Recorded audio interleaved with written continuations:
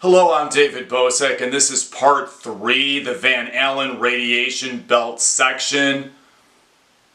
Section B, part 2 of my continuing series on the moon hoax, which is on my political news magazine channels on YouTube and Rumble, respectively. Now, in this video, the information I debate with and cite comes from the Lagarde book. I also get into, once again, my own personal theories and opinions about the moon hoax theory.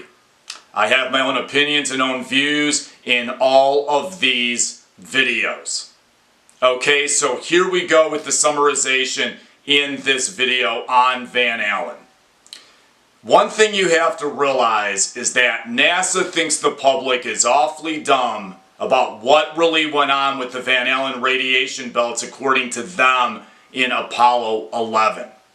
I'm going to do a demonstration for you now showing you how dumb NASA thinks we all are on the Van Allen radiation belts during Apollo 11. Now, I'm going to use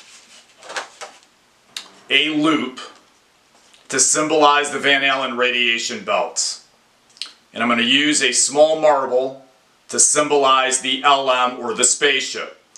Now, in 1969, NASA claims that we went through 3 Van Allen radiation belts twice, round trip to the moon and back.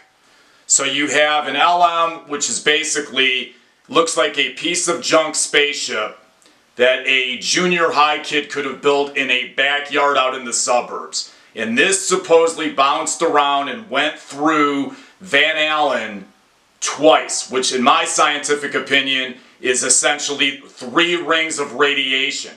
It has all kinds of radiation you can imagine in outer space. Cosmic rays, UV rays, solar radiation from the sun, pressure from all this radiation, and of course solar flares bouncing in and out of that. So you had this thing going around and they're bouncing around, and then you had radiation inside of this. And then it's possible too that the LM is hitting this radiation inside of these loops, bouncing all over the place. So this is basically what NASA is telling you. This is going around in there, and they're bouncing around, and they're surviving all this round trip to the moon with no effect on the LM or the astronauts.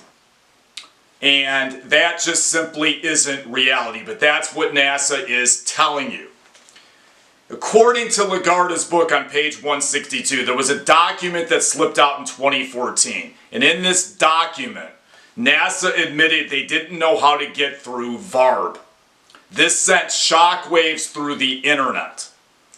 Once again, you have a silence of Astros from NASA, or from former Astros, and from really everybody else. The only people that were really talking a lot about this were researchers on the internet, because I read a lot of it. It's really insane. They admitted they didn't know how to get through Van Allen, which is a massive red flag, so you know the entire Apollo program was a hoax.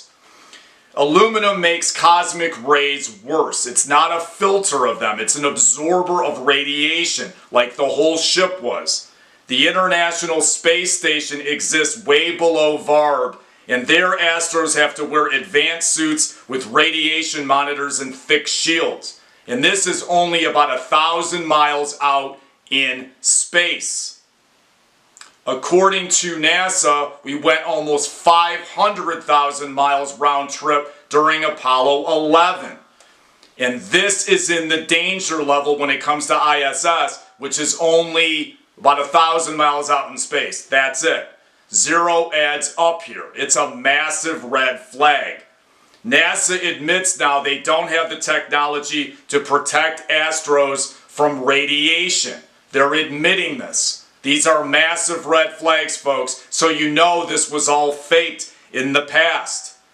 In the Varb zone, you have cosmic rays and solar matter, as I had stated earlier. It's actually quite intense. This is not easy to get through. James Van Allen admitted this. NASA's defense here is insane. It's crazy what they're telling you. The Apollo trip was an hour in Varb one way. There's no way you could get through tens of thousands of mileage of Varb in like 1 hour. It simply doesn't add up. The moon is almost 300,000 miles away.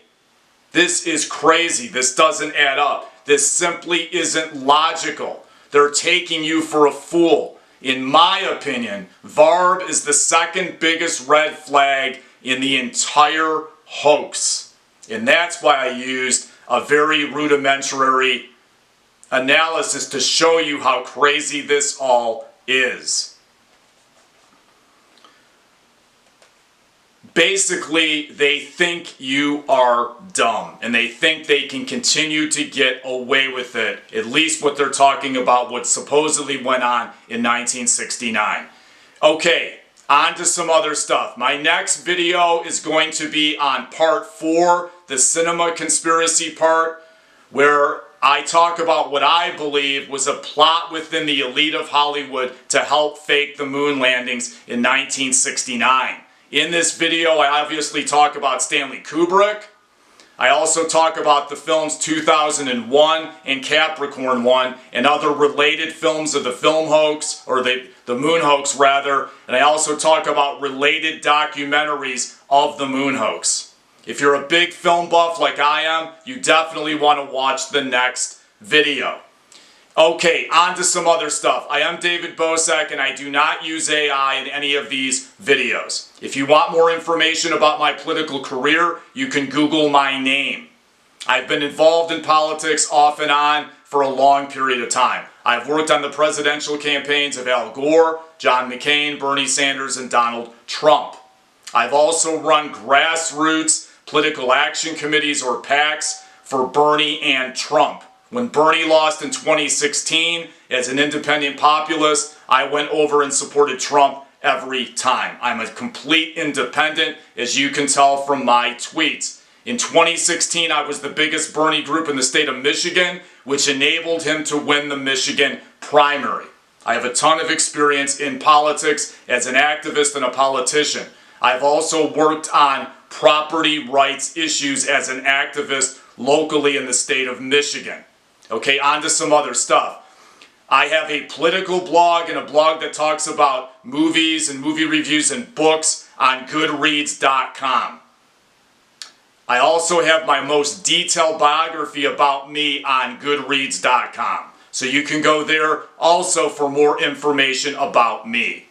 There's information about me all over the internet, and I have 6 X accounts on major public issues. I tweet there on a weekly and monthly basis.